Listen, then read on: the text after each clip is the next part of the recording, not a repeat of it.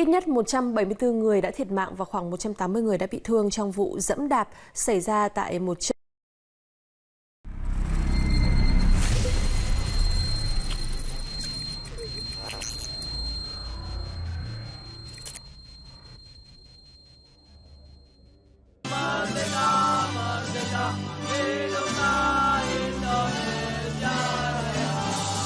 Siap, lakukan tendangan, gol!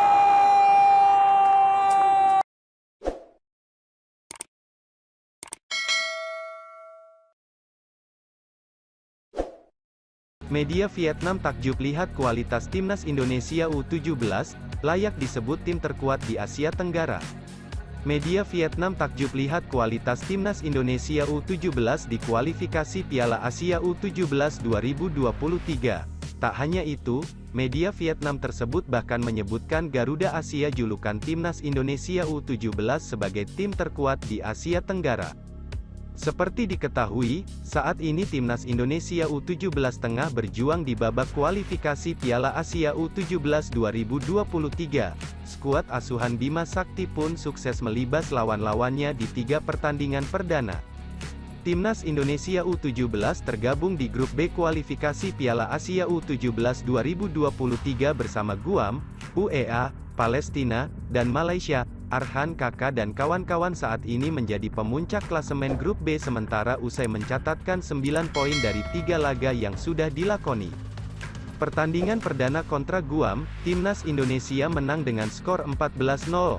Sementara itu, di laga kedua berhadapan dengan UEA, Arhan Kakak dan kolega meraup poin penuh usai menang dengan skor 3-2. Laga ketiga, timnas Indonesia U17 bertemu dengan Palestina. Dalam laga tersebut, lagi-lagi anak asuh Bima Sakti mendulang kemenangan dengan skor 2-0. Laga keempat kontra Malaysia menjadi penentu apakah timnas Indonesia U17 akan lolos sebagai juara grup. Pertandingan tersebut bakal tersaji di Stadion Pakansari, Bogor pada Minggu tanggal 9 Oktober tahun 2022.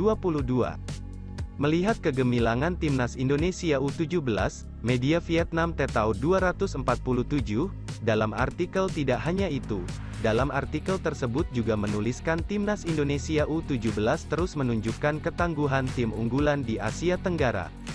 Pada laga ketiga melawan Palestina, timnas Indonesia U17 terus menunjukkan ketangguhan tim unggulan di Asia Tenggara, tulis media Vietnam Tetao 247.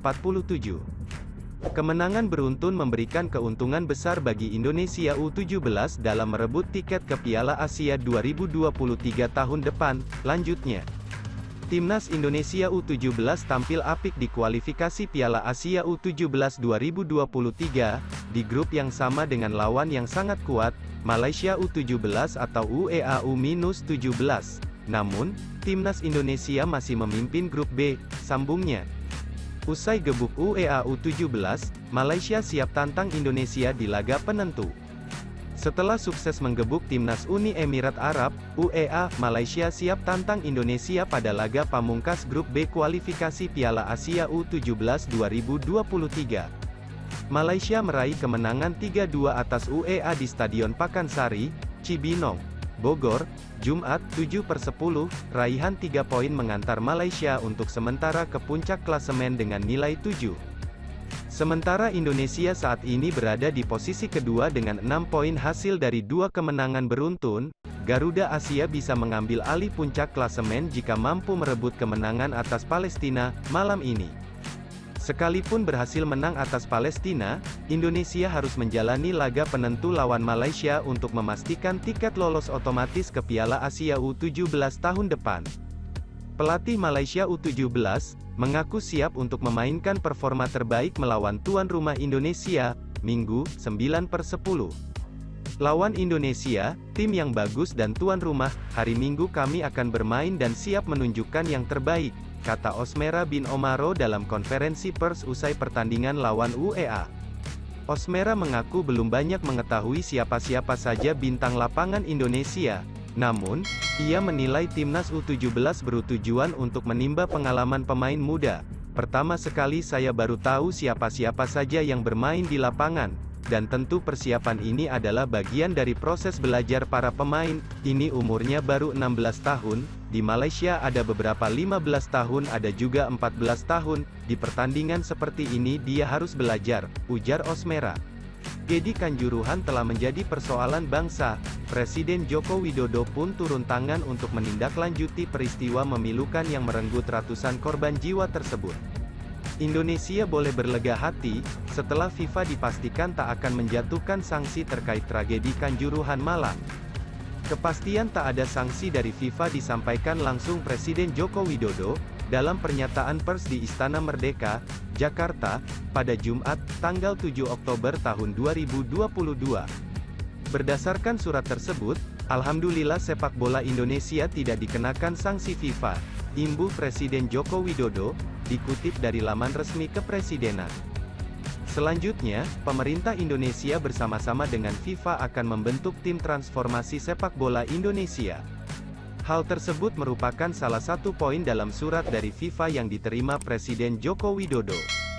Ini merupakan tindak lanjut pembicaraan per telepon Presiden Joko Widodo dengan Presiden FIFA, Gianni Infantino, pada tanggal 3 Oktober tahun 2022 lalu.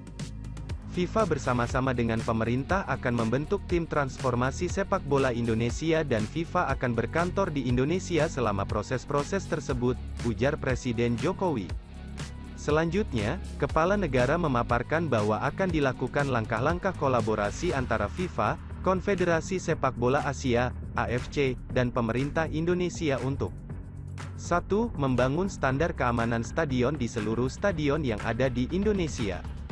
2. Memformulasikan standar protokol dan prosedur pengamanan yang dilakukan oleh pihak kepolisian berdasarkan standar keamanan internasional.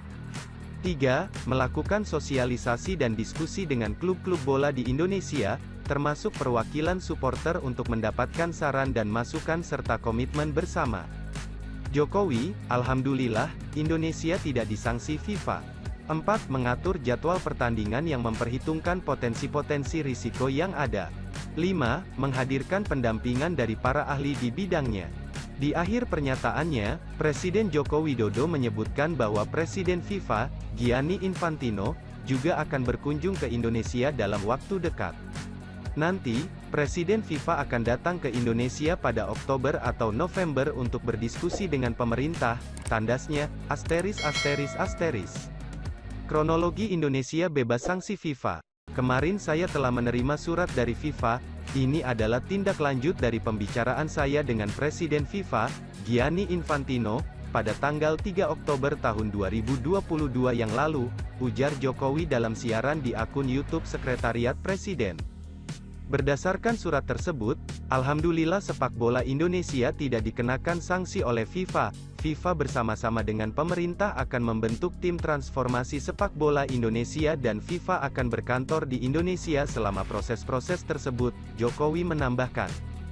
Tragedi Kanjuruhan usai laga Arema FC vs Persebaya Surabaya akhir pekan lalu memang memilukan dan mendapat sorotan dunia, sebab ada total 131 korban jiwa karena berdesak-desakan keluar dari tribune setelah gas air mata ditembakkan oleh pihak keamanan. Dengan situasi tersebut sempat muncul kekhawatiran bahwa Indonesia akan disanksi FIFA, sebab PSSI dianggap tidak bisa mengontrol pertandingan dengan baik, melalui PT Liga Indonesia Baru sebagai penerima mandat. Jika Indonesia disanksi, maka mereka batal jadi tuan rumah Piala Dunia U20 2023 dan Timnas Indonesia tidak bisa mengikuti Piala Asia 2023 serta Piala Asia U23 2023. Hampir sepekan setelah tragedi itu, 6 tersangka ditetapkan oleh pihak Polri termasuk Direktur PT LIB Hardian Lukita dan Ketua Panpel Arema FC Abdul Haris.